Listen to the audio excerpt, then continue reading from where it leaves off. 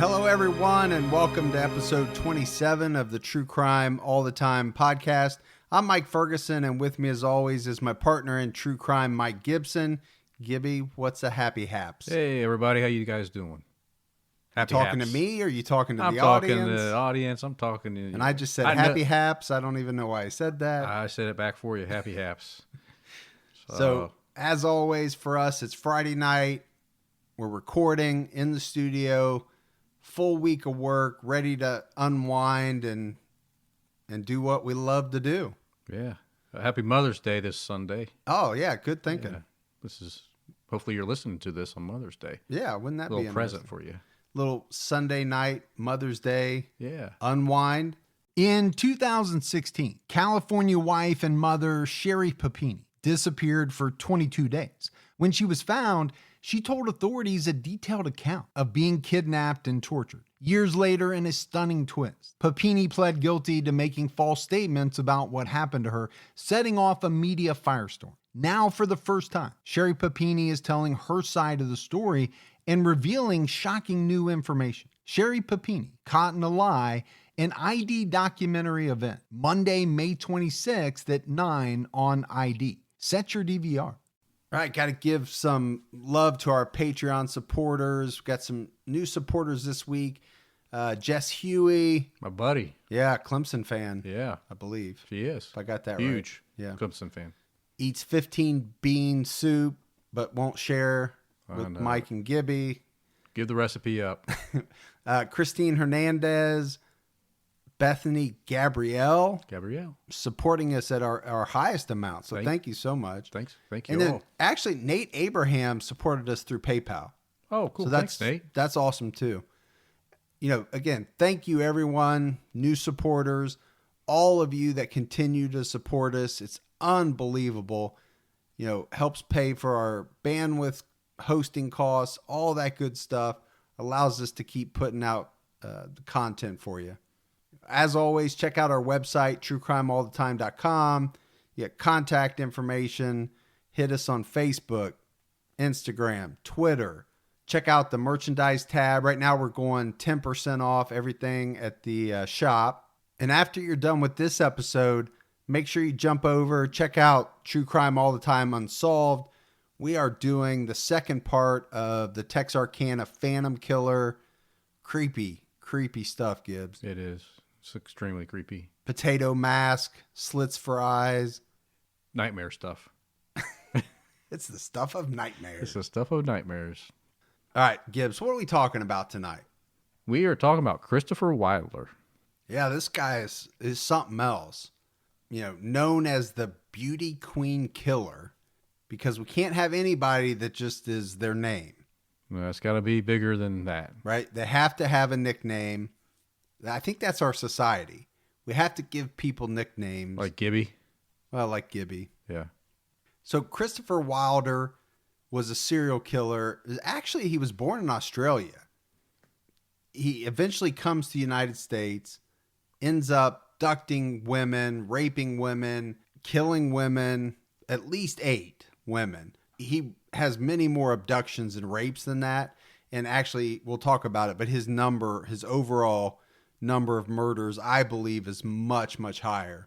See, I wanted to do my Aussie voice, but I just don't think it's appropriate now. No, and I told you not to because it's not going to come out right at all. It's not going to sound good, is it? No. Okay. I guarantee you it's not. The other thing is, and we got to say this up front, this all happens in like a 6-week period. Yeah, it's a pretty short time. And here's another one, Gibbs, that, you know, he spanned the U.S., right? He didn't operate in one location. I mean, he operated in multiple states. We're going to find out all across the country. So we got to start out with the voicemail. And this voicemail is from Rachel. I want to play that. Hey guys, this is Rachel Snyder, or Rachel Snyder Owens from Texas. I am the truest of a crime buff. As a victim of a horrific crime that affected my family, along with many others, I truly appreciate all the hard work you put into the show. Keep up the great work. The efforts do not go unremarked. I can't wait for the next episode, and thanks for your commitment. That voicemail from Rachel, she actually left that weeks ago, Yeah. 2 or 3 weeks ago. Yep. And I've waited to play it. And the reason why is because we've kind of become friends with Rachel We have. through social media. And Rachel's a great person. But what came out of some of our talks was that she asked if we were considering doing Christopher Wilder. And I said, yeah, he's on the list. We're definitely going to do him at one point. And that's when it came out that Rachel actually had a family member that was murdered by Christopher Wilder, the beauty queen killer. So that's why I waited to play the voicemail, because I knew we were going to do this episode sooner rather than later. All right, Gibbs, let me play this intro clip and then we'll get into it. It's a model's job to rivet the public's attention. But in 1984, some aspiring models began attracting publicity in a terrible new way. Across the country, dreams of glamour turned nightmarish as young women disappeared, only to be found tortured and killed. When a suspect emerged, the FBI's 10 most wanted list became the tool we used to try to flush him out. All right, so that kind of sets the scene for us. Let's get into, like we always do, Gibbs, we always talk about the early life. So Christopher Wilder was born March 13th, 1945. He was born in Sydney, Australia. His dad was an American naval officer and his mom was Australian. Obviously, his dad's stationed in Australia, meets somebody. They have this son, Christopher Wilder. Now, some crazy stuff happens to Christopher Wilder when he's just very young. I mean, he almost dies at birth, to the point where priests come in and they give him his last rites. That's how serious it was. Wow, that is. It's crazy. But he recovers. So then just a couple of years later, so he's only like, let's say 3 years old, he almost drowns in a swimming pool. And then, at a very similar time, he starts suffering from convulsions while he's in the car with his family. And at that point, he had to be resuscitated. So I don't know what was going on with this guy, but he had a lot of problems from birth through his very, very early years. His childhood, though, was fairly stable. And, this is something you and I talk about on every episode. What was the killer's childhood like? Because it oftentimes opens up a window into the person's psyche, into what they're going to become, into what they're going to do.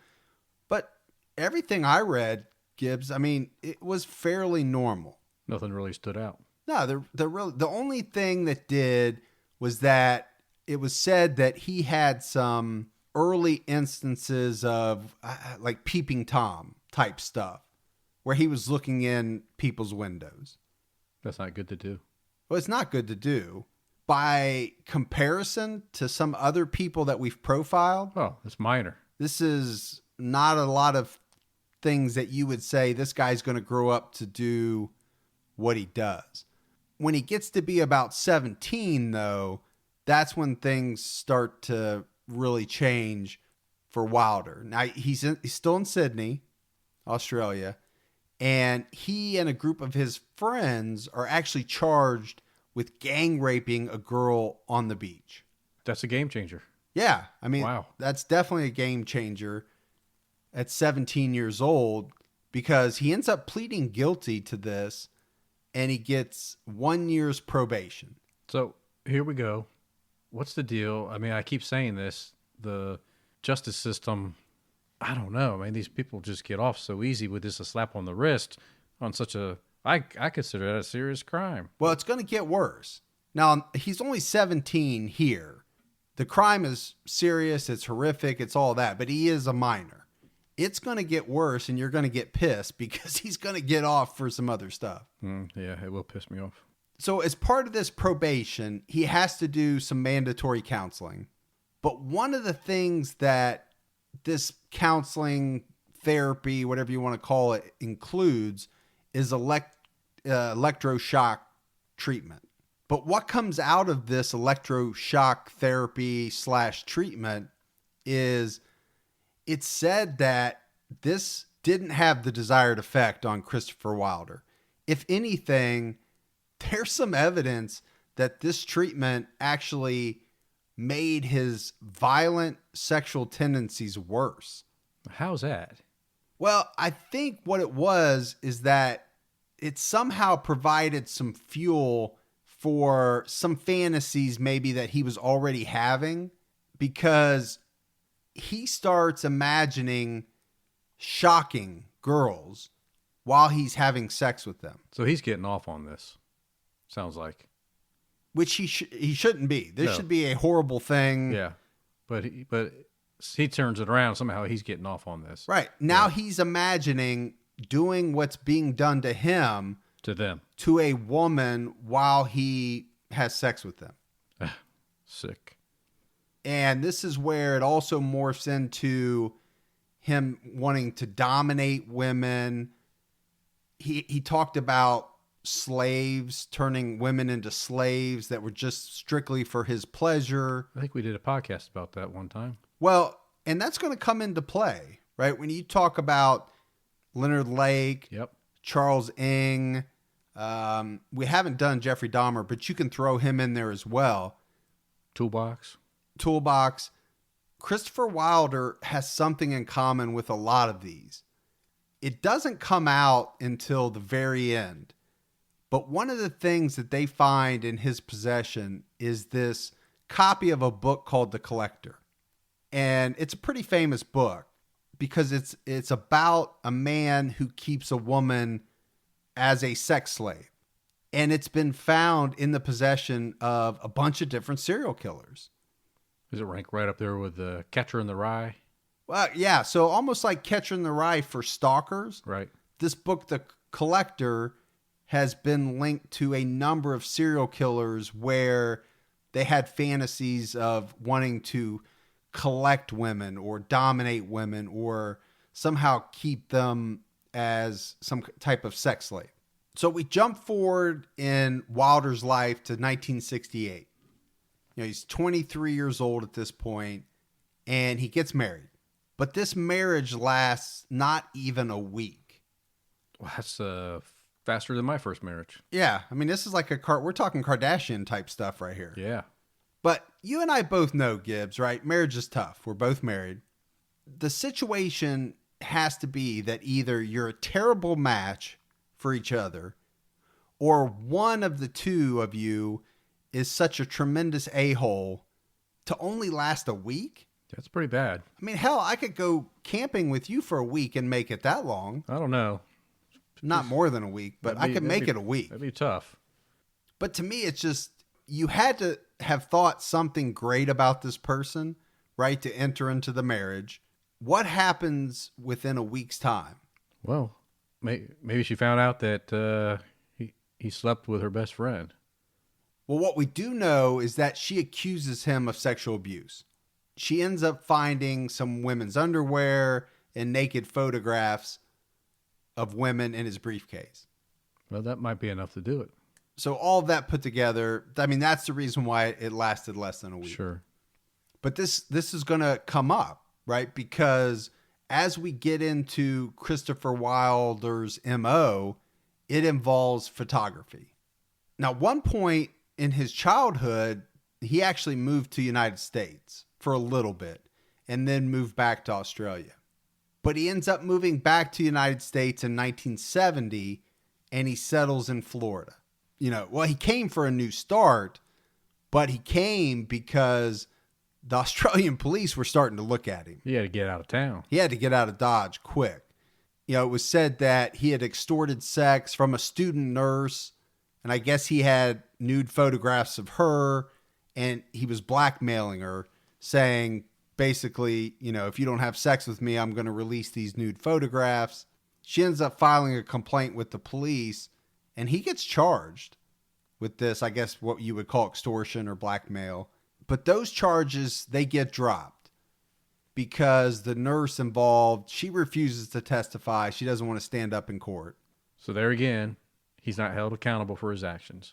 He's not. And this one's a little, for me, right? Can you blame somebody for not wanting to testify in court? I don't know that you can blame them. No, I don't think you could. And again, this is not murder, so he wouldn't have gone away for a long time.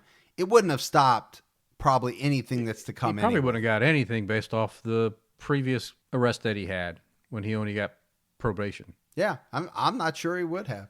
But like we said, because of all of this heat, he just said, I got to get out of Australia. I'm going to move to the United States and start all over. And he actually does. He starts a very successful construction company called the Sawtell Construction Company. And he had a partner. And it was said that, he was buying up all kinds of real estate. He had like $400,000 worth of different parcels in Palm Beach County. Which, that's quite a bit back It in is. the day. And today, that if you had that land, it would be worth a lot of money. It'd be worth, yeah. Don't do your conversion Do chart. my but conversions. Got to picture Wilder as this kind of like swinging bachelor type guy. He's got money. He's going on ski vacations in Colorado. Like we said, he dabbled in photography and he raced cars. And all of this will come into play. When we talk about him racing cars, I mean, he actually finishes like 17th in the Miami Grand Prix. That's pretty good. I guess. I don't know how many cars it was, but 17. he finished 17th out of 17. But I'm just trying to paint a picture of this guy as probably pretty charismatic. He's got money, because as we get into this, you're going to see, and we've talked about this on previous episodes, charmer. This guy is a con. He's a charmer. He's able to talk women into doing things that they wouldn't probably normally do if the person looked a different way. Yeah. I guess that's what I'm trying to get at. Anybody that would have came across him at this time, they would have believed his story because he dressed the role, could talk the role, and he had the financial backing to look the role. I think, yeah, he wasn't pretending. That, I think that's a good point. He was successful. He was very successful.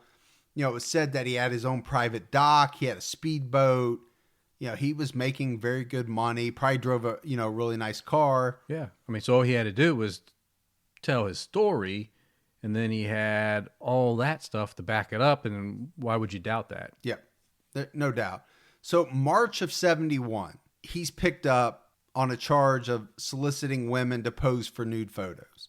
It's kind of his MO. He's big into this whole photography angle, pose for me, model for me, I'll pay you money.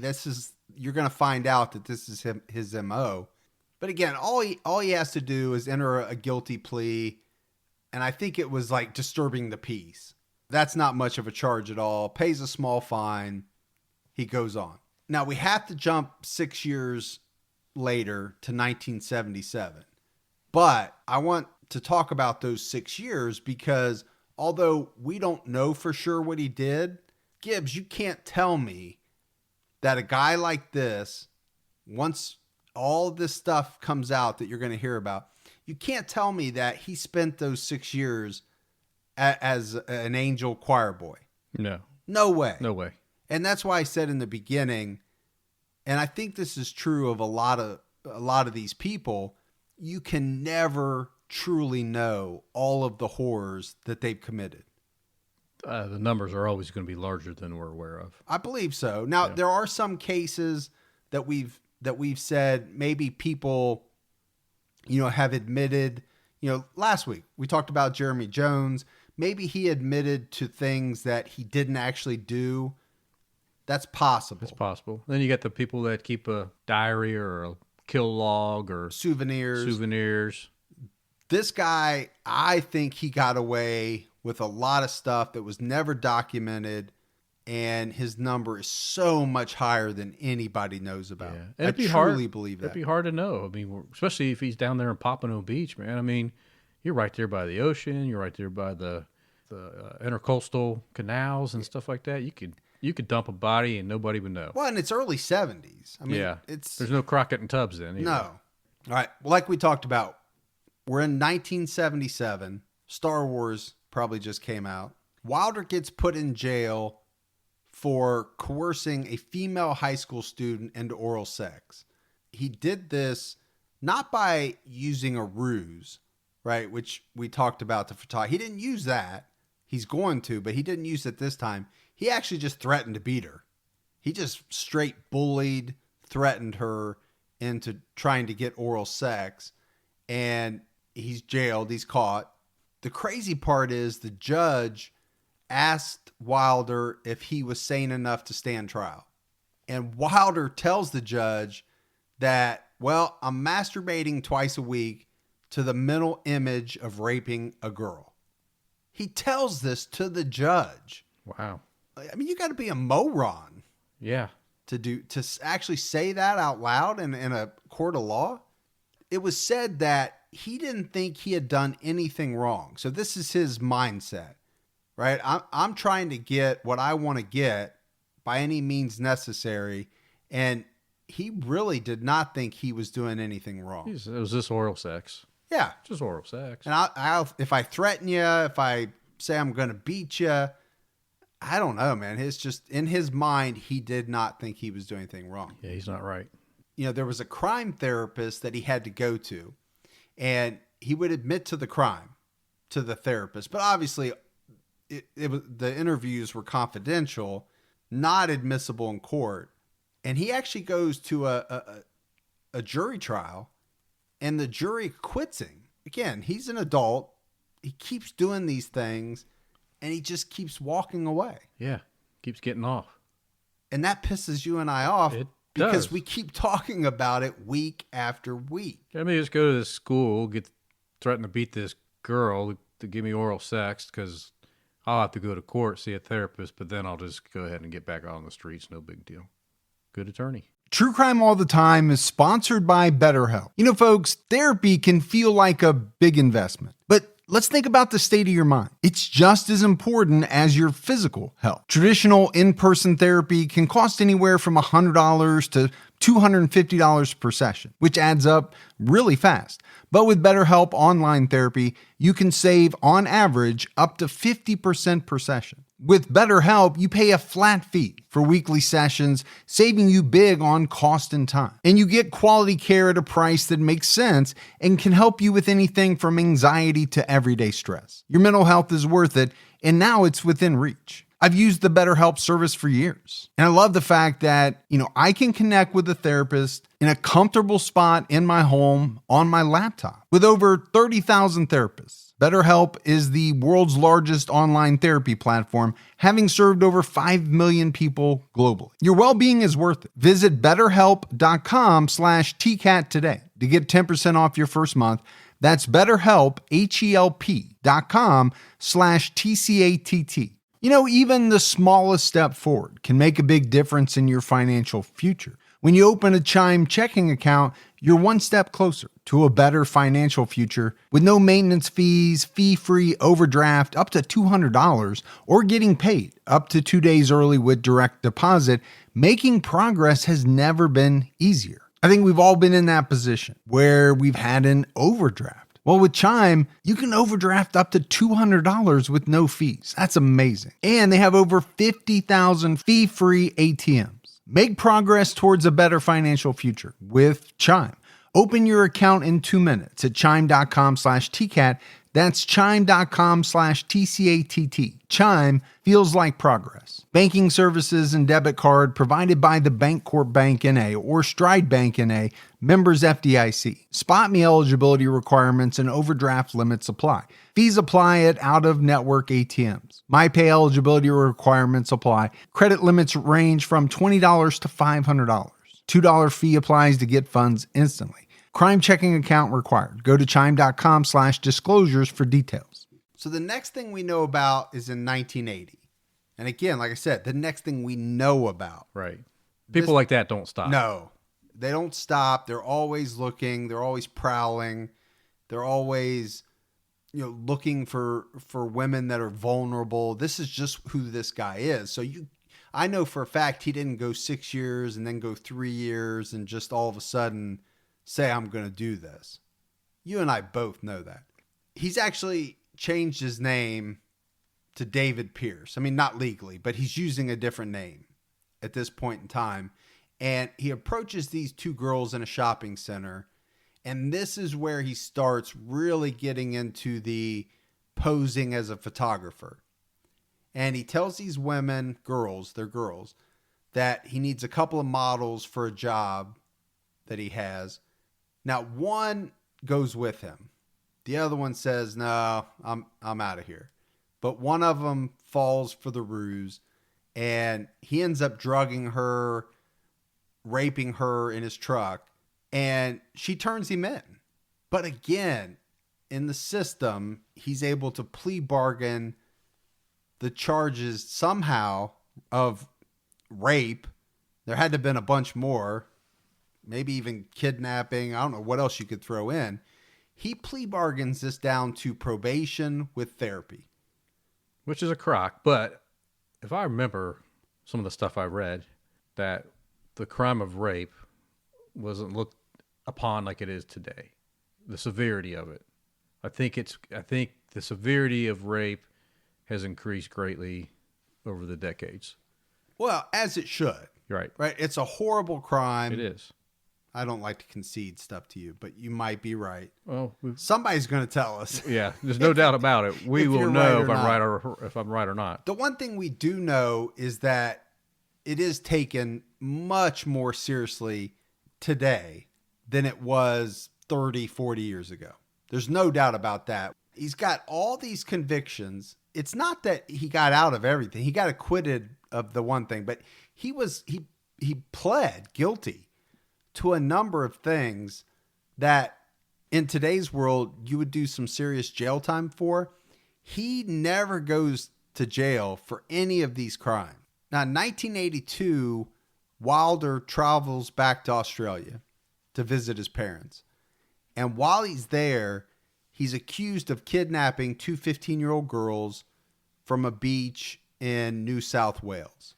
Kidnapping them, forcing them to pose for nude photos. They were able to trace his license plate of the rental car back to Wilder. And he's actually arrested, charged with kidnapping, indecent assault, a whole bunch of other things probably. Wilder's family posted $350,000 bail to get him out. And I'm not sure how, and maybe this is a 1980s thing, maybe this is an Australia thing, but he's allowed to leave the country and come back to the United States. Like I said, this happened in late 1982. He has a trial scheduled for May of 1983. And because of a bunch of legal delays, the trial actually gets postponed all the way to April 3rd, 1984. Now we're getting ready to get into the meat of this case, and we're going to see that Christopher Wilder never makes this trial. So Gibbs, there's no doubt that Christopher Wilder has a thing for attractive young women. I mean, we've seen that he's got a proclivity for very attractive young women. And he does an interview in 1981 for a dating service. I don't know if you remember back then, this is before Tinder. This is before the internet, right? It's before everything. Putting cell phones in. Right. I mean, you literally had to sit in front of a camera, tape yourself as you're greeting and all of that. And you had to mail it or take it to the video dating service. That was a real thing back then. And what he says on this tape is, and I wish I could have found it and played it, but he says, I want to date and enjoy the company of women with depth. I'm looking for a long-term relationship, but not marriage. So we got to kind of bring everything back around. Wilder's back in the U.S. waiting for this trial that he's never going to make it to. And it's 1984. Like we said, he's got a thing for young, beautiful women, and he's met a lot. He knows a lot. He's in that circuit. So one woman named Elizabeth Kenyon, she's 23-year-old. She was actual beauty queen, former girlfriend of Christopher Wilder. Another woman named Rosario Gonzalez, she's a 20-year-old model. I mean, these are people that he's actually hanging out with. And it's going to be that the first murder that we can attribute to Christopher Wilder is that of Rosario Gonzalez. She was last seen on February 26th, 1984 at the Miami Grand Prix. Now, we kind of foreshadowed this, right? Sure. We said Wilder, he was into racing cars. We said he finished, 17th? 17th. At this Miami Grand Prix at one point. Right. Rosario is actually working at the Miami Grand Prix racetrack as a model, doing something. I don't know what you're doing at handing out aspirins or something. Pointing to the car. You know. As it's going around the track? Or? No, but yeah. There it is. Yeah. There it No. is. Before the event. All right, we got to get serious because we're talking about victims. Yeah. I don't want to make fun at all. Witnesses would say that Rosario Gonzalez, the last time she was seen was around noon on this February 26th day, and she was seen with an older man. Now, keep in mind, 1984, Christopher Wilder would have been 39, 40 years old at this point in 1984. So not very old. No, but when you're with a 20-year-old, you're an older man.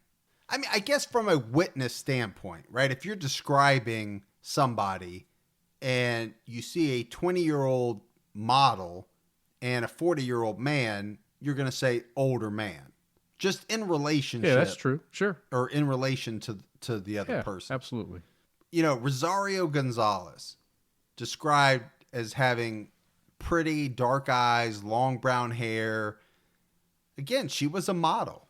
And as we're going to see, Wilder has a type, like a lot of serial killers do. Most do. Yep. And his name that he ultimately gets is the Beauty Queen Killer. It's not too hard to figure out what his type is. Right.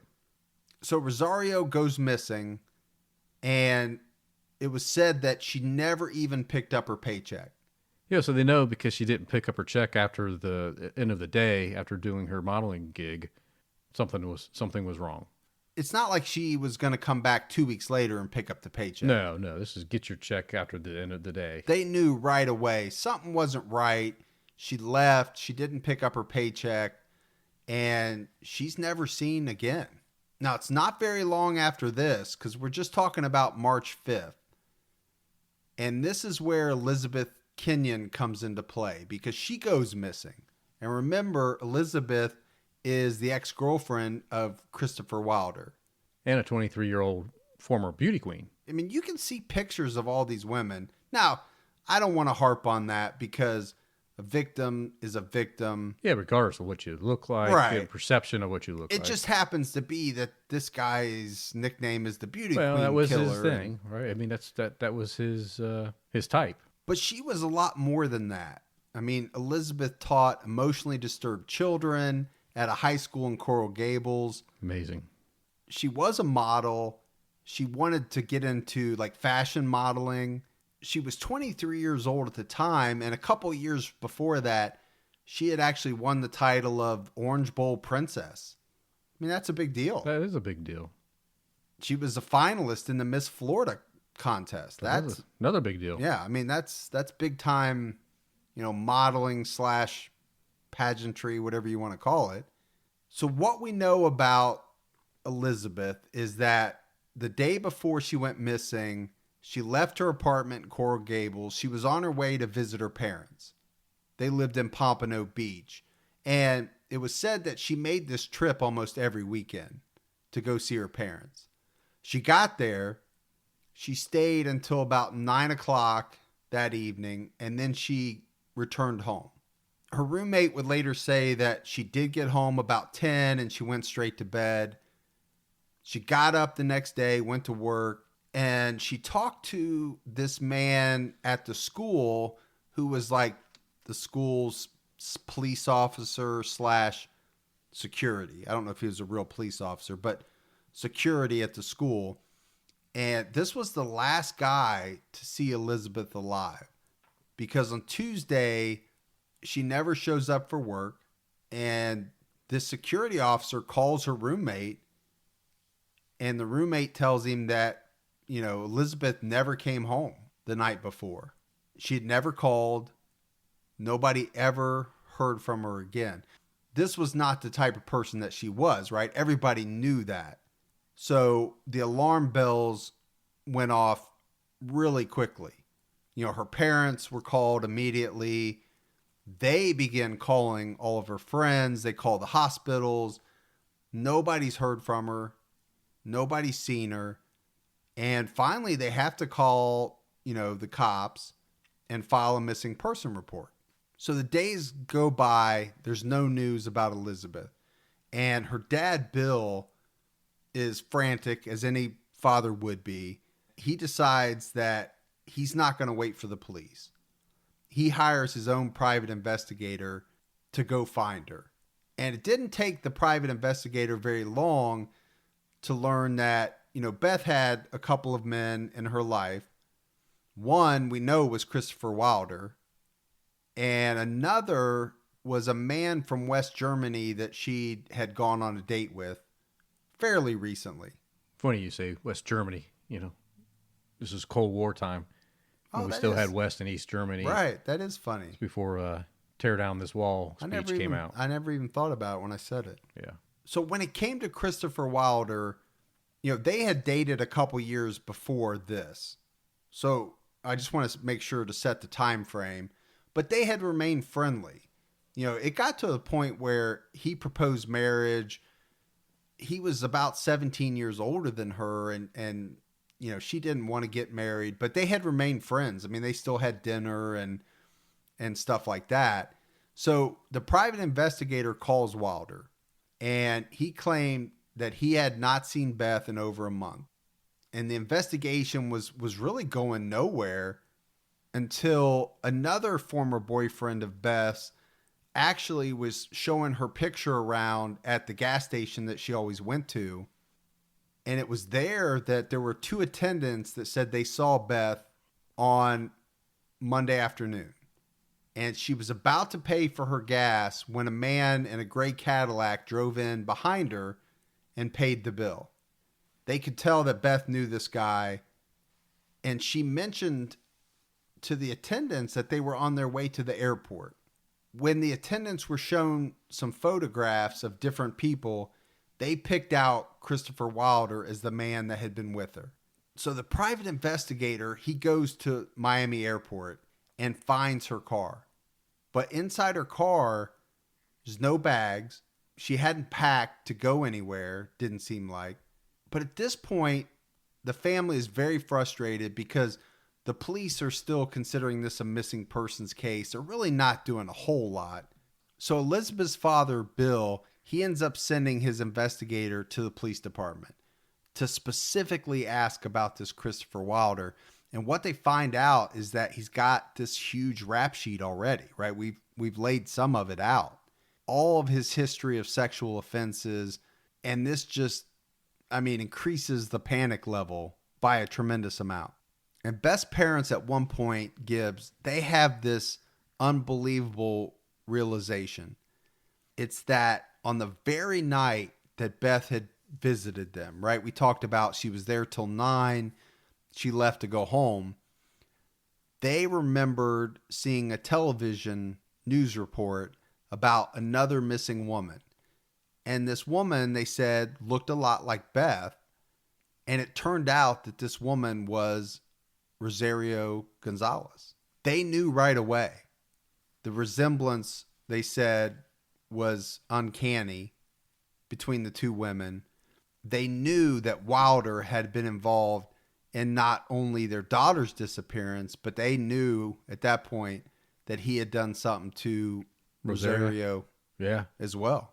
So the really sad part about these first two cases, Gibbs, neither one of these women, Beth or Rosario, they would never be found, ever, to this day. Yeah, it's tragic. So their families, even though think they know what happened to them, there's a lot of closure there that they were missing.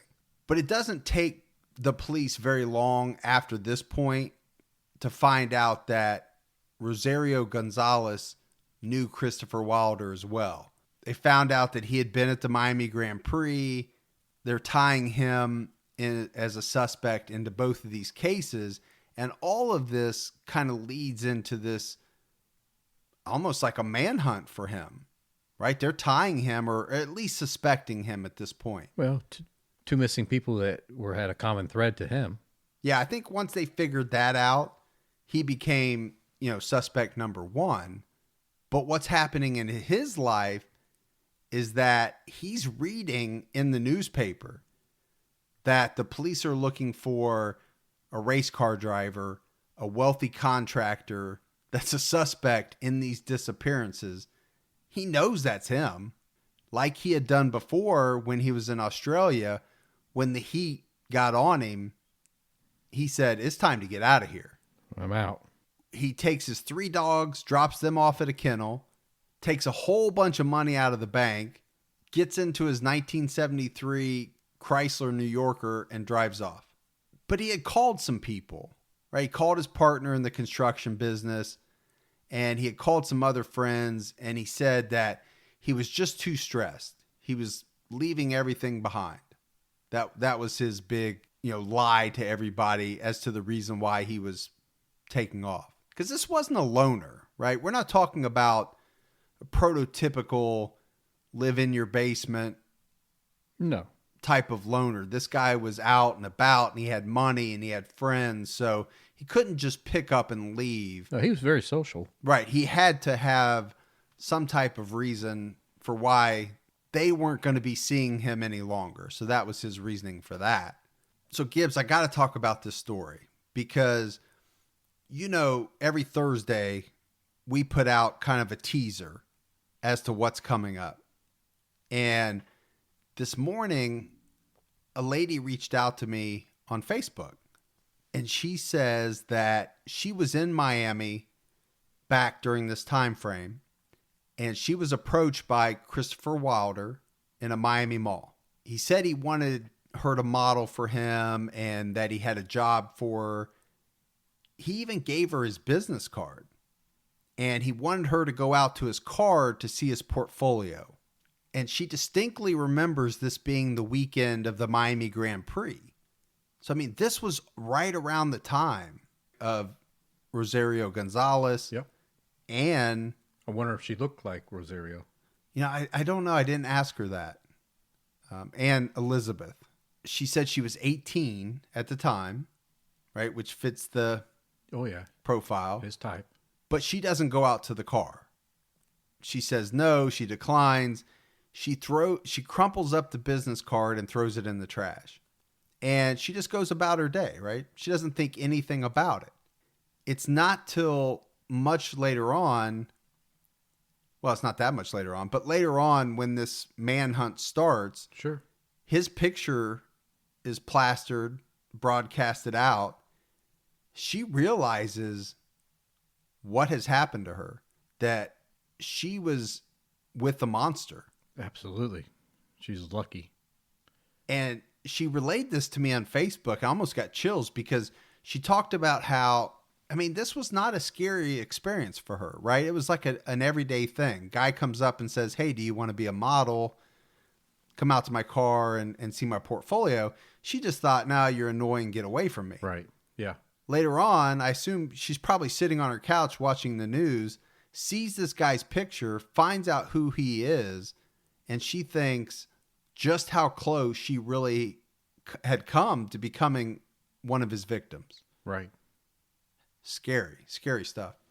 My wife and I do a lot of shopping online, and we always use Rakuten. Rakuten is the smartest way to save money when you shop because you earn cash back at over 3,500 stores. We're talking fashion, beauty, electronics, home essentials, travel, dining, concert tickets, and more. Your favorite stores like Macy's, Nike, Sephora, Dyson, and Lowe's. And that's just to name a few. Pay Rakuten to send them shoppers, and Rakuten then passes passes on a part of that payment to its members as cashback. Cashback is deposited directly into your PayPal account, or Rakuten can send you a check. You can even maximize your savings by stacking cash back on top of other deals, like store sales and coupons. You're already shopping at your favorite stores. Why not save while you're doing it? It really is a no-brainer. Membership is free, and it's easy to sign up. Get the Rakuten app now and join the 17 million members who are already saving. Cashback rates change daily. See Rakuten.com for details. That's Rakuten.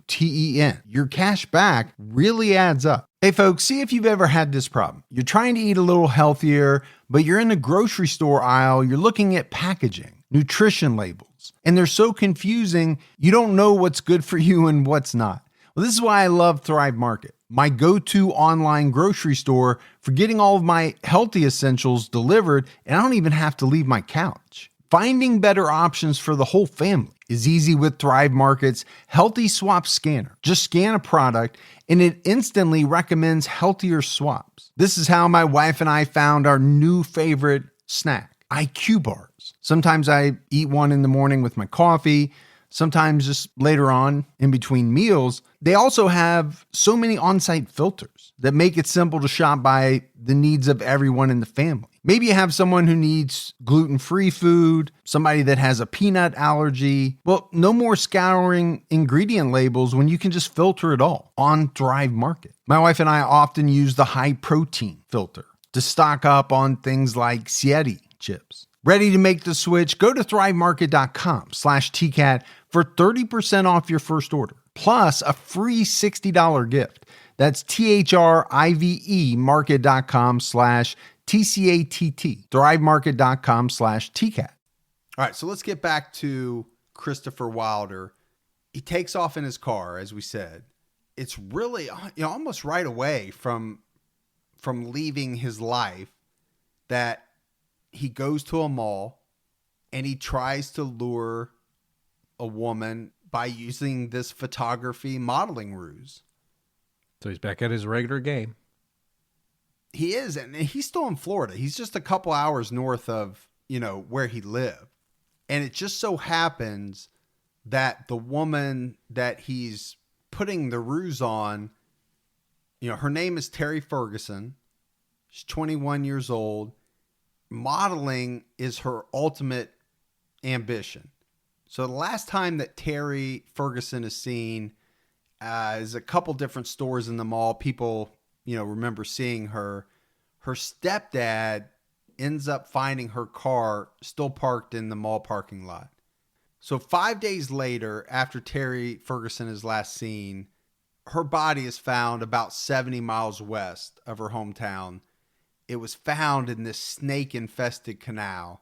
Body so badly decomposed that they had to use dental records to identify the body as her. Very soon, a story comes out in the local newspaper, and a witness comes forward saying that they saw Terry talking to a tall, older man. Now, keep in mind, Gibbs, Terry's 21, Christopher Wilder's 40, let's say 40 years old. So that description fits. The witness is shown a series of mugshots and easily picks out Wilder as the man. Now, Gibbs, one thing we have to talk about is the frequency with which Wilder killed. So he kills Terry Ferguson. Her body is found 5 days later. But 2 days after he kills Terry Ferguson, he's already claimed his next victim. So before Terry's body's even found. So we're talking like 2 days. Yeah, not even cold yet. No, he's not waiting any length of time. And his next victim is only 19 years old. Her name is Linda Grober. And he abducts her from a Tallahassee shopping mall near Florida State University. So again, Gibbs, with Grober, he uses the photography and the modeling agency line, and she's not buying it. So he assaults her. He actually wraps her in a blanket and puts her in the trunk of his car, binds her hands, and he drives her all the way through into Georgia, almost to Louisiana. All the way, it's a pretty good drive. Yeah, it's a good drive. And somehow gets her into a motel room out of the trunk without being seen. He ends up raping her that night. And then he does something that's so crazy. I'm not sure I've ever heard of this. He takes super glue and puts it in her eyes. Super glues her eyes closed. I mean, I've heard of people putting super glue into, if they cut themselves, right, to hold their skin closed and things like that were too, cheap to go to the emergency room to get stitches. I've heard of that. Yeah, but that's something you're doing to yourself Yeah, to try to help yourself a super little glue bit. someone's eyes closed. I mean, that's just sadistic. yeah. Sadistic. And then he starts torturing her. So what he does is he takes these copper wires using the electric current that's running through these wires. He keeps touching them to her feet. So this is kind of going back to his electrotherapy. Yes, days. exactly. So we're Yeah. coming full circle Yeah. to wanting to torture, shock. Yeah. He's using electricity to shock this woman. He's raped her. This is all of this electroshock therapy fantasy coming to life. Now, somehow she manages to get into the bathroom and locks the door on him. And she is screaming, I'm sure as loud as she's ever screamed in her life. And it freaks him out because he knows somebody's going to hear her and call the cops. So he flees and leaves her in the bathroom. As he's rushing out, he passes a man who would later recount that, this guy excused himself in a foreign accent. And the man thought it was very strange that this guy was just rushing back by him. Right. And he watches the guy speed out of the parking lot, but he's still looking for the sound of these screams, right? He's hearing the screams, this man is. But all of a sudden the screams stop. So he can't figure out which room that they're coming from. But somehow, miraculously, this lady, Linda Grober, eyelids shut, super glued shut, she's eventually gets her way down to the hotel desk. Okay. The night manager's there. And obviously he's stunned to see this lady. She's wrapped in a sheet, eyelids shut, soaked in blood, hair is all soaked in blood. And she says, to call the police. Sure. And he does. And this is when the police get there, an ambulance gets there. And this is when they figure out that her eyelids had been glued shut. Right. And they found bruises all over her body. But she survived. I mean, she obviously was a fighter. She'd been Yeah. tortured. She figured out how to get into the bathroom. And Lucky woman. yeah, lock Lucky him woman out. to survive. Yeah. I was in the hospital for a week or something like that, and then I had to basically leave the country while he was still a fugitive because they were concerned about my safety. They were concerned about my family's safety. I think an important point to make is that these people are not always demons, and they don't always have tattoos, they don't always have long hair. They're often extremely eloquent, and they're disguised, and they can fit easily into your father's living room after dinner sipping a wine or a brandy. So that's her talking about her experiences. And, one of the things that she says, and I think, fits Christopher Wilder, and one of the reasons why he was able to con or scam or whatever, talk these women into getting them to a place where he could do what he wanted, was that he did, like she said, he looked like a quote unquote normal person. Yeah. Could have been somebody like you, somebody like me. Right. I don't know if we're normal, but he didn't look like a serial killer, right? We say this sometimes. What does a serial killer look like? Sometimes they look like what you think a serial killer should look like. Right. And sometimes they look like Christopher Wilder, Ted Bundy, Jeremy Jones, Israel Keys, people like that. Sometimes they look like Frankenstein, Yeah. but not that often. No. Because most of them are charmers. There are a lot that rely on the ability to blend in, chameleon type, and then charm their way into getting what they want. No doubt about it. So Gibbs, at one point, Linda is telling her story to the police. And we talked a little bit about him using the electrical cord to shock her. But she gets very specific about it. It wasn't like he snapped off a cord from a lamp. He had this cord with him and he had made it. This is what she said. It was almost like he had cut it in the middle and it had been fashioned for this very specific purpose. So it wasn't a makeshift thing that he did in the hotel room. This is something he took some time with. Yes. He had crafted made it. He this crafted it. torture device. Yeah. Because she said there was even a switch on it. So he could flick the switch and start and stop the electrical current. And at first she didn't know what it was. And obviously at some point she found Found out out really fast what it was. Yeah, when he started touching the copper wires to her and shocking her feet. Now, after she tells her story, the sheriff sends it out all over the place. Patrol cars, APB, be on the lookout. And they're looking for this Chrysler sedan that Wilder's driving. And they also send it out to neighboring states. The other thing they do is they send a notice to the FBI because now he's committed a kidnapping and he's crossed state lines. Cross state lines. So now you have the FBI involved. But in reality, it was said that the FBI had already been somewhat involved in the Wilder case while he was still in Florida. But the crazy thing to me, Gibbs, is Christopher Wilder knows that everybody and their brother is looking for him. He knows his picture's been out in newspapers. He knows it's been broadcast on TV. He knows every Johnny Law is looking for him. But he doesn't stop. Like in times before, he's traveled to some other land. Yeah. He doesn't do that this time. And he doesn't hole up and just lay low. He's just going to keep on moving on. Right. Yeah. He drives to Texas. In Texas, this is where he encounters Terry Diane Walden. And this Terry is Rachel's family member. Rachel, our friend, Rachel that left us the voicemail. Terry Diane Walden, she was 24 years old. She was a nursing student in Beaumont, Texas.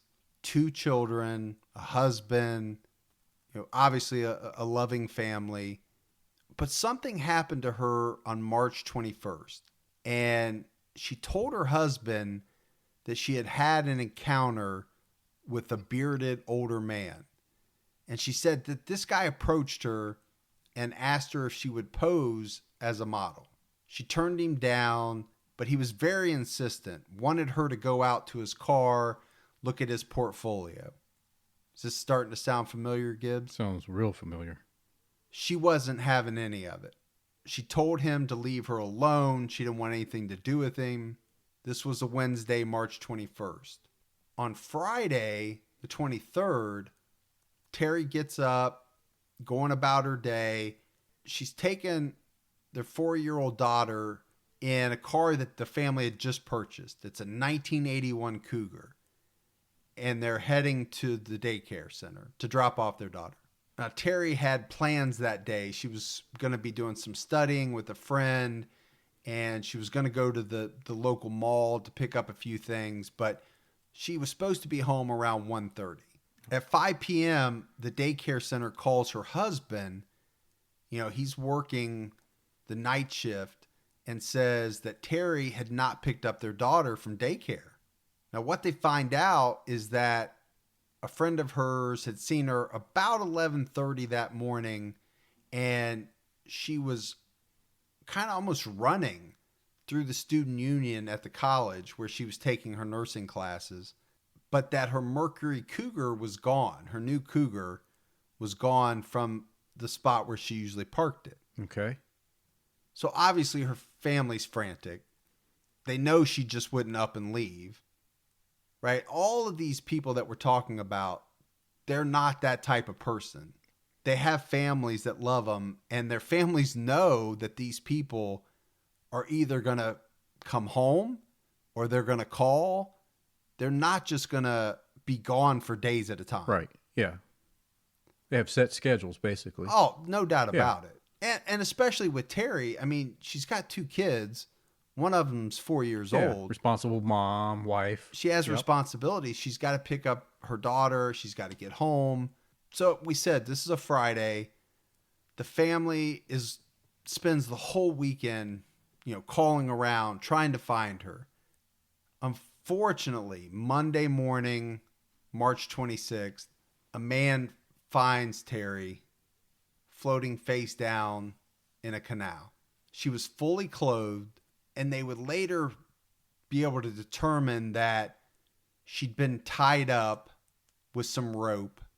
She'd been gagged with tape, and she was stabbed multiple times.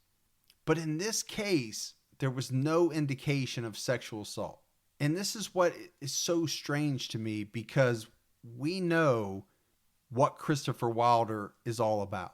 So that's one thing that is throwing me about this one. Did they get it wrong? My assumption is they're doing a test. They should be able to tell whether or not she was sexually assaulted. Maybe she put up such a struggle that he was just frustrated and just got tired of the fight. And that's why he stabbed and just disposed of the body, and instead of following his normal routine. Yeah, She was just such a fighter, Yeah, you might be right, because this one's just so different, right? His whole thing is about domination and sexual gratification. And we've had others that just because they didn't sexually assault the victim, they still did their little thing off to the side because of the way that they killed the person. Yeah, that is true, but I think I like your theory of the fact that she just put up a hell of a fight. Yeah. That's the only thing I can think of, and that she wasn't going to allow it. And there's also the possibility that there were other witnesses that could come into play, so he didn't want that as well. But the police didn't mess around on this one, Gibbs. They assigned 40 detectives to this case right away.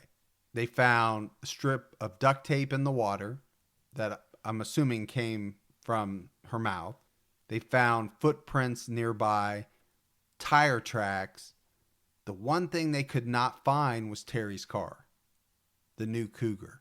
State police agency along the way. Every state trooper who was out on that highway knew the car we were looking for. And unfortunately, it's amazing sometimes you say, okay, well, he's in a purple car. We say, how many purple cars are out there? Well, it's amazing how many purple cars are out there when you're looking for purple cars. And that was the problem. We never knew at the time what license plate he was using on that particular vehicle. So the FBI's in, right, to help out with the case. We talked about that. The one thing they knew was that at some point Wilder had started stealing license plates. So this was the issue they were having. They knew, or they believed, I think, that he was in Terry's car. But the thought was that he had swapped out the license plates, her license plates, for some stolen plates. Now, the one thing that they did know, or they did find out, was that Wilder had stayed at a motel near Beaumont, Texas, and he had registered under the name of L.K. Kimbrell. And this was the name of his partner back in the construction business. Terry's husband was able to give a detailed description of the man that, as she described to him, that had approached her a few days before. And that description matched Wilder. And then they found Wilder's abandoned car, the Chrysler that he had been driving from the beginning. No plates. So what they knew now was that he was driving Terry's car, and they knew the license plate number now because it was his old car. The problem is, by the time they realized all this, he had a huge head start on him. And what they didn't know, but what we know, is that he was already in Nevada and he'd made his way through Oklahoma, Colorado. He'd been busy. Yeah, I mean, there's all kind of reports of missing women popping up. And that's why when we talk about some of this stuff, it's almost like it's out of order, because we have to go back to March 25th. This is before they even find Terry's body. This is before they know about Wilder. This is before, they know about Wilder, but they don't know, they haven't connected Wilder to Terry and the cougar and all that. Yeah. He's already abducted another woman, Suzanne Logan, in Oklahoma City. Yeah, she's young too, 21. She's 21 years old. All these women are very, very pretty. He's picking them out, not at random, right? He's choosing them for a very specific look. There's no doubt about that. And again, he's trolling these shopping malls, right? That's where he's picking his victims, most of his victims, at shopping malls. That's where he's going to find the younger ones that he likes. I think there's, shopping mall, there's going to be a lot of traffic. There's going to be, I guess, for a serial killer, a lot of people to choose from. A high traffic area where maybe he can sit and watch people get out of their cars and go in and then follow them, or watch them as they come out and find out, see which type of person that he wants to target. But Suzanne Logan had dropped off her husband at work. Then she'd gone to the mall. But she had an appointment that afternoon that she missed, and she didn't pick her husband up. So he knows right away something's wrong, and he reports her missing. And it just so happens that a fisherman finds her body floating in a reservoir on the exact same day that they discovered Terry Walden's body. This is how quickly this guy is moving and acting. Extremely fast. But unlike Terry Walden, Suzanne Logan had been tortured. She'd been raped, but then she'd also been stabbed. There again, some similarities, but this one included the torture and the sexual aspect. Gibbs, there's something very strange about this one. When Suzanne Logan is found, some of her clothes had been removed. Had been beaten up pretty badly. Her face was bruised. But she had what they described as a lot of small cuts on her back, almost like superficial wounds. Yeah. Not stabs, just cuts. Little slices here and there. Yeah. Yeah. And I found that very strange. Her pubic hair had been shaved off. And she had apparently had really long blonde hair, and it had been cut. And eventually a maid would find her hair in the trash can at a motel. So obviously he had taken her to a motel. Things had transpired there. Sure. So the thought was by police and FBI that she had been lured in the same manner because she had an interest in modeling as well. And so what I don't understand, Gibbs, is he's targeting these women. Some of them happen to have an interest in modeling. So is he approaching a number of them before he hits on one that has an interest? Yeah, I think so. Or is it a case where he just happens to find some people that have an interest in modeling, but if they don't, like in the case of Terry Walden, and they shut him down, he's still infatuated with this person and is going to do whatever he wants to do anyway. It's just not going to go as smoothly. Yeah, I think you could say either or both. He could be going to the malls or these other public spaces, and if he can easily get one of these women involved, then that's going to be the easiest route, right? He's not looking for a fight. So I think I can see him solicit, several different women, and if he can persuade one to go, he's fine. It's when he has limited access or he gets a lot of no's, I think he gets frustrated, and at that point, he's going to pick the one he wants, and he's going to get her one way or the other. Well, there's no doubt that he had to have been infatuated with Terry Walden, because 2 days goes by from the time that he approached her. Right? It may be the way she looked was spot on to what his type was. So I'm thinking she probably met everything that he's ever wanted in a woman, and he wasn't going to let that go. You know, this was probably the ideal candidate. That's what I'm thinking, because why would he wait 2 days later? Why not just move on? Or why not take her then and there forcibly? Because he had done that before. So many leads on Wilder going back and forth all over the country. Every one of them went to all FBI offices for information, that the FBI teletype system was backed up over 48 hours for about 2 weeks because of the volume of information that was flowing back and forth on Wilder. In this particular case, we had an individual who was kidnapping, raping, torturing, and murdering a woman about every day and a half. So there was intense pressure, as there should be. In those days, 1984, they didn't have the instant validation of your credit card when you walk into a hotel. They only called in bills that were going to exceed $100.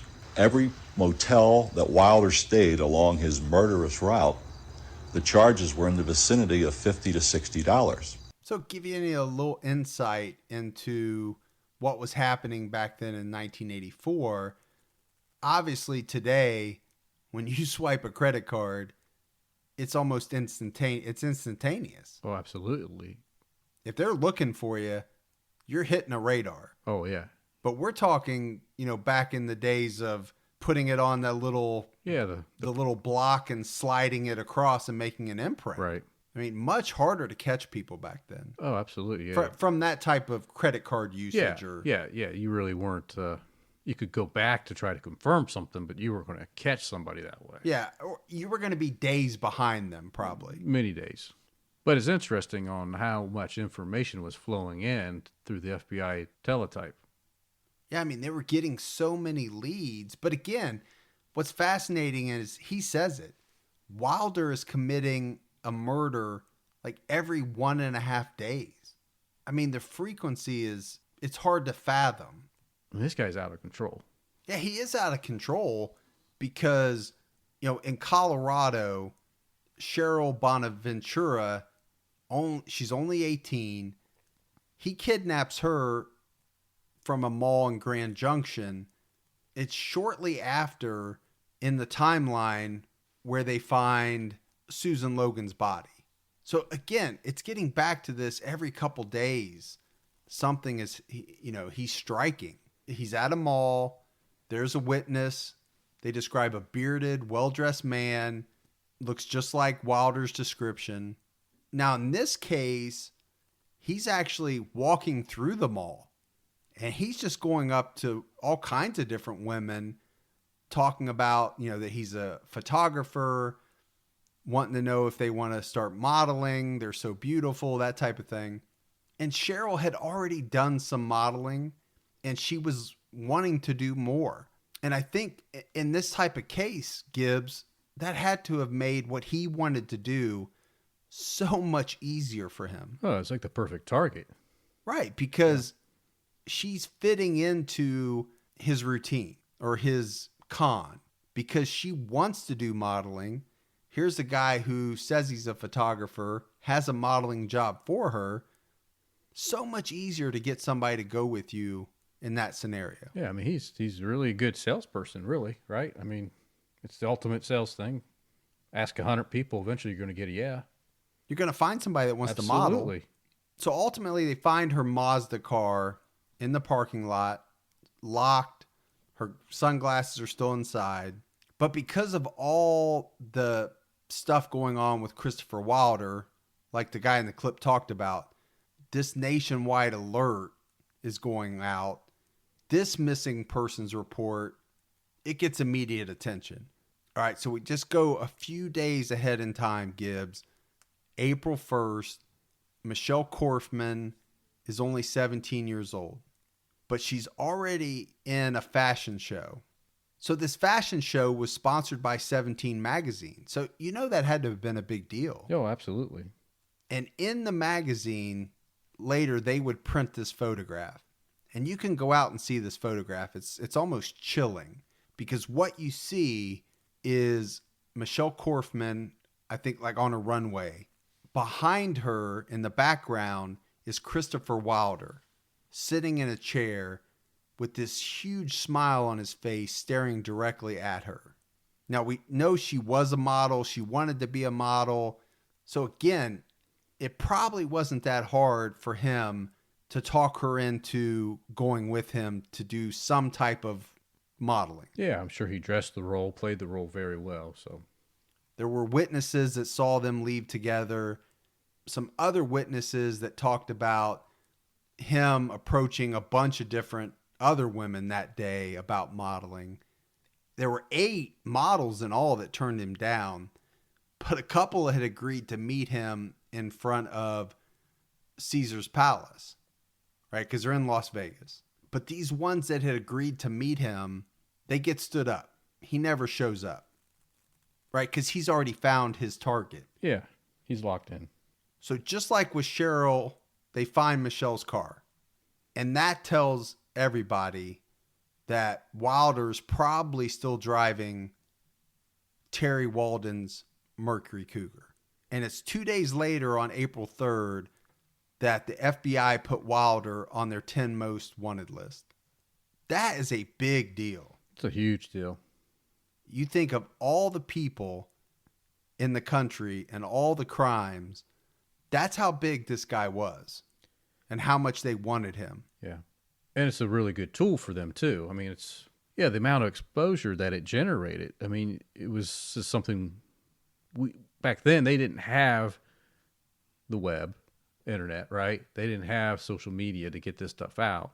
So to get it into post office, to get it into all the police agencies and things like that, it was a major benefit. Yeah, it was a big deal. I mean, nowadays, if you had this, you would see it in a Facebook post within an hour. Yeah, immediately. But in 1984, like you said, you didn't have any of that. Yeah, you had to walk into your post office to see what the top criminals were, but people did that. So Gibbs, the other thing that the FBI did was they got a hold of that tape that we talked about earlier that Wilder had made for that dating service. And they broadcast the tape. And the thought was to help women see this guy, to know what his face looked like, and that if they were approached at a shopping mall anywhere in the country, get the heck away. Yeah. Yeah, run, scream. And I mean, they basically said this guy can be anywhere and that any pretty woman was a potential victim. Because I think the one thing that they knew, this guy was not stopping on his own. His frequency, his need to do what he did was obviously so great that he was willing to, risk doing it every couple days. There's no way this guy's going to stop doing his thing until he's caught. I just thought it was interesting that they broadcast that out. I think it was a good thing they did that. I mean, it's the best way they can protect the public at that time. And likelihood of a lot of people would have seen that, since back in that time we only had 3 TV channels. And they were right that he could be anywhere, because he next shows up in Torrance, California. Now he's all the way on the West Coast in California. So Wilder follows a 16-year-old girl named Tina Marie Risico into a store and follows her back out. And on the way out, he offers her $100 to pose for him for some photographs. His con this time is that he's shooting for a billboard, and that her picture is going to be up on this billboard and seen by tens of thousands of people for miles around. And all he needed was a few test rolls of film, and he would submit it for her to maybe get this billboard. And she does. She poses for some photos for him, but not too many, and not too far into it, she says, "I have to go home." And it's this point that he pulls out a gun and he actually sticks the barrel of the gun in her mouth. Right? Because to do these photos, you have to figure he's taking her somewhere somewhat secluded, picturesque. Yeah. That makes sense. So he sticks the barrel of the gun into her mouth, but he doesn't kill her. Something inside of him sees something in this girl, and he has a thought that this girl can help him to capture victims in the future. So he doesn't kill her, he keeps her alive. So we know Wilder's on the FBI 10 most wanted list. And we know at this point he's pretty close to Mexico. So the question is, Gibbs, why doesn't he head to Mexico? Yeah, I mean, he being so close to Mexico, why didn't he just drive there, right, and be safe outside of the United States authorities? Yeah, I don't get it. I don't get it. I mean, he could have kept doing what he wanted maybe in Mexico, Yeah, but had less heat on him. I would think. But something compelled him to keep doing what he was doing in the United States, knowing that he's wanted everywhere. Right. So let's get back to Tina Marie Rosico. He's got her with him, and for some reason, like we said, he doesn't drive to Mexico. He drives to Gary, Indiana, which seems like the most unlikely place. Yeah, it's a strange place to go visit. Very strange. But he coerces Tina Marie into helping him abduct another 16-year-old girl, Dawnette Wilt. And the way that they did it was that Rosico goes into the store where Wilt is, and she asked her to step outside and talk to the manager of the store. Now, the manager of the store is being played by Christopher Wilder. And he immediately grabs Dawnette Wilt, has a gun, and forces her into the car. He makes the 16-year-old Rosico drive the car to New York, and on the way, he repeatedly rapes Dawnette Wilt. I mean, this is so crazy that they get into New York, Gibbs. They stop at Niagara Falls and take some tourist-like pictures. I mean, this is how crazy this is getting. Yeah. Eventually, they get to Rochester, New York, and this is where Wilder takes Wilt out into the woods. He attempts to choke her, suffocate her, stabs her twice, and leaves her for dead. But she's not dead. She's pretending to be dead until he leaves, and it's not until that she's certain that he's gone that she gets up and she makes her way to the road and flags somebody down and is able to get to the hospital. That's a pretty strong girl. That is an extremely strong girl. 16-year-old girl left for dead wills herself up to safety. And she's able to tell the police who did this. Yeah. And what he was driving and where they were headed. Right. And now they know. I mean, they thought this all along, but they know now for sure. He's still driving Terry Walden's Mercury Cougar. The other thing she's able to tell them is which way they were going, and it's thought that they were headed towards Canada. Yeah, and the other thing that was pretty compelling was that he told the girls that he wasn't going to be taken alive. Yeah, I mean, that's crazy. He had told the two girls that on this trip, and she was able to tell police that, so they know his mindset. Yeah, I mean, this is where his mentality is right now. He's going to keep grabbing, abducting, raping, and killing. Until you take me out. But I'm not going to jail. Yeah. That's basically what I'm taking from that. Yeah, you got to take me out and make me stop doing this stuff. So he still has Tina Marie Rosico with him, and they end up at a mall in Victor, New York. And again, he has Tina Marie persuade a woman named Beth Dodge to come over to their car. Now, she was getting out of this gold Pontiac Trans Am, and as soon as she reaches the Cougar, Wilder grabs her, and he forces her inside the Cougar and takes her car keys. And at this point, he has Tina Marie driving the Trans Am following him. Now, this is where you get into the situation of she could have driven off. Yeah, I was just sitting here thinking, this is a perfect time for her to take the Smokey and Bandit car and just go ahead and get out of there. Right. You know? That doesn't always happen. Yeah, Gibbs, I don't know if it was, Stockholm Syndrome, where she had just become so attached to Christopher Wilder, or if she was just so afraid that if she veered off or tried to turn around, that he would chase her down and kill her. Yeah, and she'd probably envision what has happened to the other female that they picked up, right? Yeah. And it hasn't happened to her yet, and she's thinking, as long as I play along, he won't hurt me. Who knows? Yeah, right? We don't know, but she does not try to get away. Yeah. We know that part. I would have got away. We don't know why. Easy for me to say that I would get away, but maybe I wouldn't have if I was in that same situation. Yeah, you really don't know. No. Unless you're in that situation. I mean, we can talk about it, but it's hard to say I would do this or I would do that. And it's almost impossible. And you're 16. She's 16 years old. It's a whole different mentality. Yep. Now, you as a 40-some-year-old man, you might be able to say I would do this or I would do that. Oh, absolutely.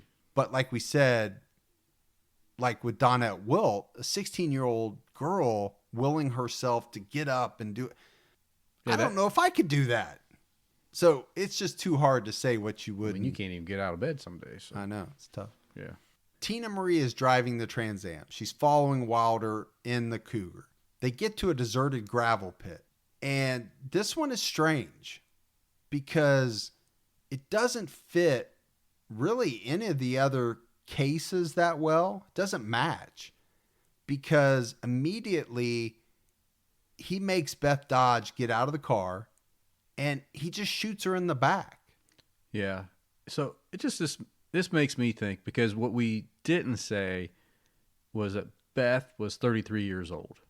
So Beth didn't fit his profile, his type, I don't think. And I think he was just looking for a fresh ride. And this was his fresh ride. Because they do take the Trans Am. They take the Trans Am. Yeah, you could be right. But what I hate to say is that she was killed for her car. He doesn't do any of the other things that he does to some of the other victims. Yeah, I think she was killed for her car. It seems like that senseless. Yeah, that's where he's at now. Yeah. Right? I mean, he's to that point. But if you think about it, he had been driving that Cougar for quite a long time on the run. And I think at this point, he knows that he's close, right? He knows everybody, every agency is after him. And what he does next is just so strange. He's driving the Trans Am. He has Tina Marie Rosico with him. And they drive to Logan Airport in Boston. And he gives Tina Marie money to fly back home to California. Bizarre, man. It's very bizarre. But there was something about her, I think. He saw something in her that he thought she could help him lure other victims. But then there was also something else. Like he either got attached to her. He didn't want something bad to happen to her for some reason, and we don't know why. And she does just that, right? She boards a plane, she flies home, she gets into Los Angeles, and ultimately she would give an interview, or probably several interviews, but one in particular to the paper. And in it, she would say that Wilder said that he did not want her to be with him when he died. So again, he knows he's close to being caught. He knows he's not going to give up. So he has a feeling that he's not going to be alive very much longer. That's what I'm taking from that. She would say that she barely got away with her life. And she even thought that as she boarded the plane, that he was going to shoot her in the back. That was the thought that was going through her head the whole time that she was boarding the plane. Probably until she got through the little hatch and turned to go down the aisleway. But something very strange happens when she gets to Los Angeles because she takes a cab because he had given her enough money for a flight and a cab. She takes a cab, but the first place that she goes is to a lingerie store. She goes in and she talks to the manager of the lingerie store, and she starts telling the manager, who she is and who Christopher Wilder is. And she makes a statement that Wilder had made her cut her hair short because he wanted her to look like the girl in the Flashdance movie. It just seems like such a bizarre story. You could not make this up. It is strange. And then while she's in the store or in the mall, she runs into some of her friends. And obviously they're freaking out and they take her to the police. But it's just a strange story with this Tina Marie That Rosico. whole part right there was strange, going to the lingerie store. But again, is she, at that point, she's been through such an ordeal. Right. You can't even imagine what's going on in her head. I'm surprised being on an airplane for a 3-hour flight from Boston to L.A. that you don't even... I wonder what was said on the plane. I bet you she didn't say a word. Just sat there waiting, hoping that the plane landed back in her hometown. All right, so Wilder's on his own. And it's on April 13th that he tries to abduct his next victim. He actually sees this 19-year-old girl standing on the side of the road because her car had broken down. And she gets in his car. He offers to take her to the gas station. But she knows something's wrong when he flies right by the gas station. She panics, tells him to let her out of the car, and he pulls out a gun. But as they're driving, there's a spot that he has to slow down, and she's able in that moment to open the door and leap out of the car and roll. That takes a lot of guts in itself. Yeah, that does. So Wilder is driving to New Hampshire. But on the way, Gibbs, he's throwing stuff out of the car. Because apparently he had taken things from his victims along the way. It said that, like cameras, suitcases, things like that. And he's dumping them, getting rid of this evidence. For whatever reason, I don't know, because he's not going to be caught. So in my head, I'm thinking, what does it matter if you've got this evidence that ties you? Yeah, because he's plainly stated, I'm not going to be taken alive. Yeah. So what's the difference? So why does he care? And it's just kind of a weird thing that, just doesn't make any sense to me. But he stops at this gas station in New Hampshire. It's Colebrook. He's only about 12 miles from the Canadian border. So you got to think, right? He's trying to make it to Canada. And it's at this gas station that there's 2 state troopers. And it was said that they recognized the car from the FBI descriptions that had gone out. And they also thought that he looked like the guy on the FBI posters. So he drew their attention. The other thing that was said was that, he had a pretty good tan coming from Miami, Florida, and they thought that he stood out, right? They knew he wasn't from around New Hampshire. You're not going to get that tan around there. So as these 2 troopers approach Wilder, he reaches inside the car and gets a .357 Magnum. And I'm assuming all of this happened very quickly, Gibbs, because one of the troopers, his name's Leo Jellison, he jumps on Wilder's back. Because I'm sure he saw the gun. There's a scuffle. The gun goes off twice. The first shot hits Wilder, but also goes into Trooper Jellison's liver. And the second shot goes directly into Wilder's heart and kills him instantly. Both troopers survive. So officially, Gibbs, his death is ruled as a suicide. He wasn't going to be taken by the police. As they approached, he got the gun. It's almost like, I'm thinking, I don't know about you, but they're trying to stop him from killing himself. I don't think he was trying to kill them. No, I think he was going to commit suicide, and they were going to try to stop him from doing that so he can answer for all the terrible stuff he's Yeah, done. but they weren't able to. Yeah. Right. But it's hard to survive when you put a 357 to your chest.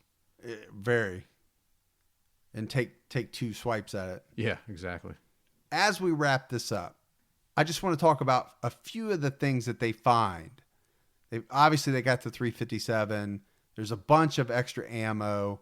There's handcuffs. There's a bunch of rolls of duct tape, rope, sleeping bag. He still has his business partner's credit card, which we know he used along the way at least once or twice. They do find what we talked about and what was described as a specially designed electrical cord for torturing Right. women. Yeah, it's fantasy.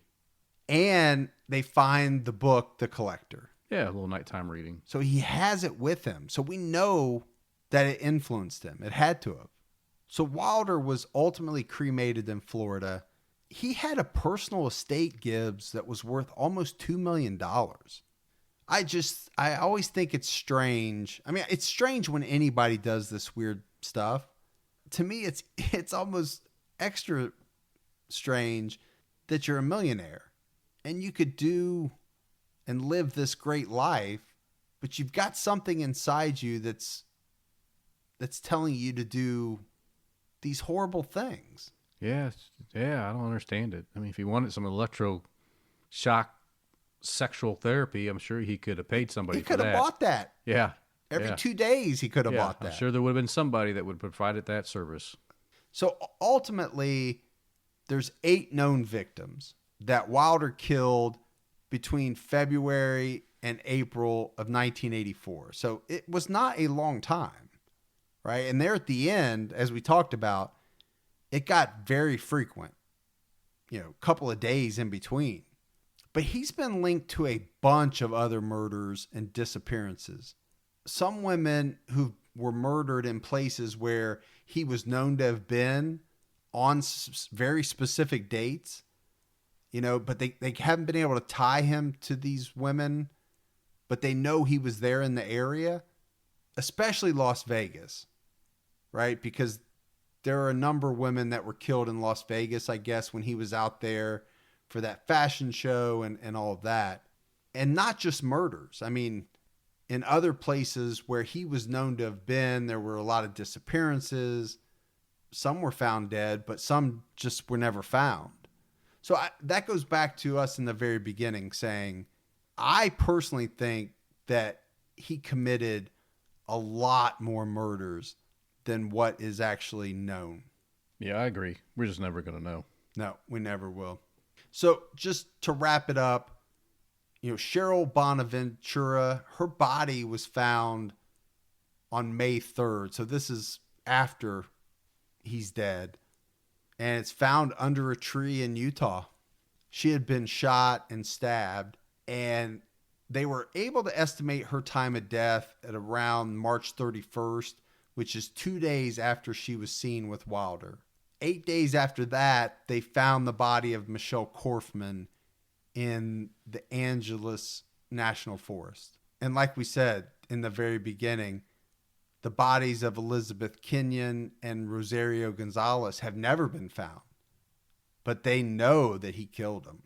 And maybe Gibbs, one of the most famous cases that he's been linked to is the unsolved Wanda Beach murders in Australia. Very famous case. I mean, a lot of people have talked about it.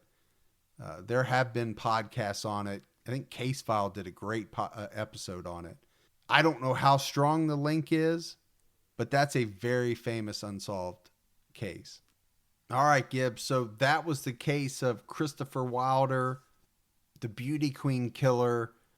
Tragic that so many young women lost their lives. But what it goes to show is that there is no perfect definition of a serial killer. No, it could be your coworker. It could be your newfound brother-in-law. It could be the Guy on the corner. You just don't know. And maybe I don't know if perfect definition is the right word, but there's no certain look. No. There's nothing certain. Maybe that's what I'm trying to say. I think you're saying there's nothing certain. I think that's what I'm trying to say. All right, so we're wrapping it up. So for Mike and Gibby, stay safe and keep your own time ticking.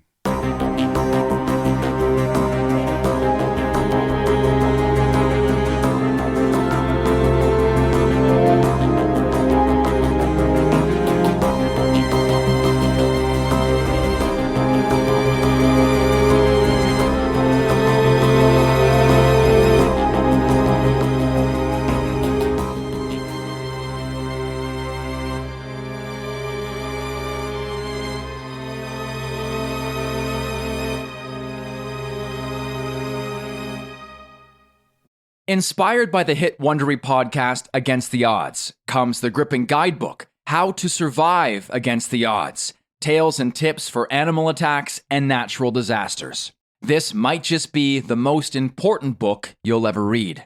Go inside life or death situations where everyday people survived nature's most extreme scenarios, and learn how you can too. In these tales, you'll hear about the grit, willpower, and know-how needed to endure shipwrecks, alligator attacks, earthquakes, and more. You'll learn from experts, including top doctors, about what happens to your body and mind in life-threatening situations.